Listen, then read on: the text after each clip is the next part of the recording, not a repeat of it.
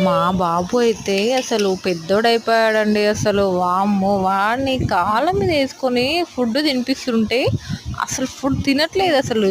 ఇంకా కిందకి జారి అసలు బోర్లా పడిపోదామనే చూస్తున్నాడు అసలుకి. వామ్మో!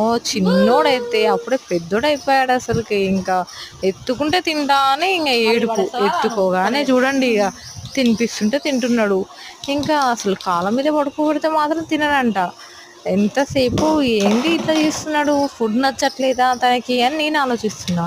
ఇంకా తనని నుంచోబెట్టి ఇంకా మంచిగా ఎత్తుకుంటే ఇంకా ఆట ఆడిస్తుంటే తింటున్నాడు. అప్పుడే తనకి ఆటలు కావాలంట. వామ్మో! నేనైతే చాలా స్టన్ అయిపోయినా.